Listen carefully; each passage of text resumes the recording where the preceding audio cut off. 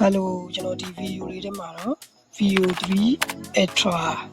2000ခွဲကိုဘယ်လိုယူရမလဲဆိုတာကိုတစ်ဆင့်ချင်းပြပေးတာပါတယ်။ video လေးကိုအဆုံးထိတေချာလေးလိုက်ကြည့်ပေးပါဗျ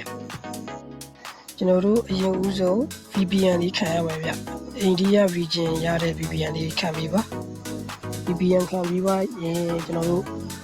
Chrome browser လေးထဲကိုဝင်ပြီနော်။ Chrome browser လေးထဲမှာကျွန်တော်ရှာပေးထားတဲ့ link လေးကို copy ကူးပြီးတော့ face ရိုက်ထည့်ပေးပါ link လေးကိုရိုက်ထည့်ပြီးပါရင်ကျွန်တော်တို့ဒီမှာ Binance ဆိုတာလေးရှိတယ် Binance ဆိုတာလေးကိုနှိပ်လိုက်ပါခဏဆောင်ပါပြီးလို့ရှိရင်အောက်လေးကိုနည်းနည်းဆွဲလိုက်ပါ continue ဆိုတာလေးရှိပါမယ်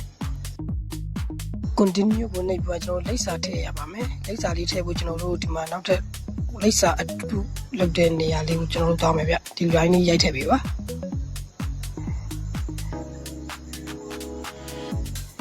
အဲ့ထည့်ပြီးရင်ကျွန်တော်တို့ဒီ4000ခွက်လေးတွေအမှတ်ကြီးရှင်းပေးလိုက်ပါမင်းရှင်းပေးပါရင်ကျွန်တော်တို့အခုနောက်ဆုံးမှာ all country ဆိုတာလေးရွေးပေးပါ all country ဆိုတာလေးရွေးပြီးသွားရင်ဒီအောက်မှာ India ဆိုတာလိုက်ရှာပေးပါ India လေးပုံရင်နော်အမှကျွန်တော်တို့လိပ်စာလေးတွေကိုတစ်ခုချင်း copy ကူးပြီးတော့အမှဖြည့်ပေးရပါမယ် copy ကူးမယ်ကျွန်တော်တို့ဆိုတာ website ကိုပြန်သွားမယ်အဲတော့တစ်ခုချင်းကျွန်တော်ပြထားတဲ့လူတွေလိုက်ထည့်ပေးပါဗျ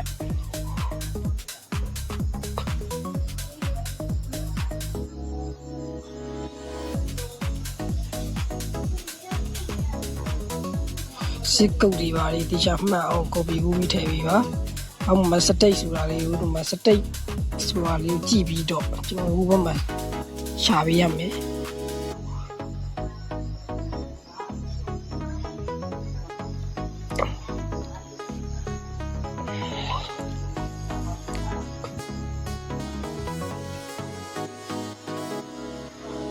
ကျွန်တော်ရှာထည့်ပြီးတော့ပြီးတော့ကျွန်တော် save ဆိုတာလေးနှိပ်ပေးပါ save ဆိုတာလေးနှိပ်ပြီးတော့ရေကျွန်တော်တို့က agree and continue ဆိုတာလေးရှိရအကောင့်လေးနှိပ်ပြီးနော်ခဏဆောင်ပေးပါ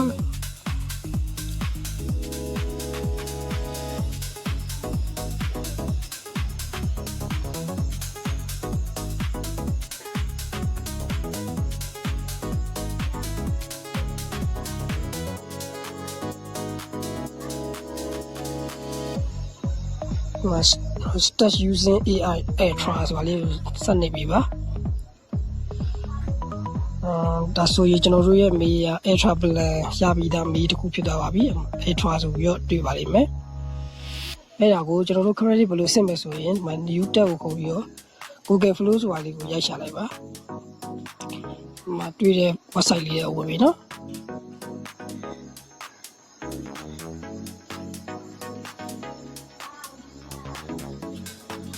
ပြီးတော့ရေ create with flow ဆိုတာလေးကိုနှိပ်လိုက်ပါပြီးတော့ရေကျွန်တော်တို့ပြုလုပ်ထားတဲ့ Gmail လေးကိုပြန်ရှိတ်ပြီးပါ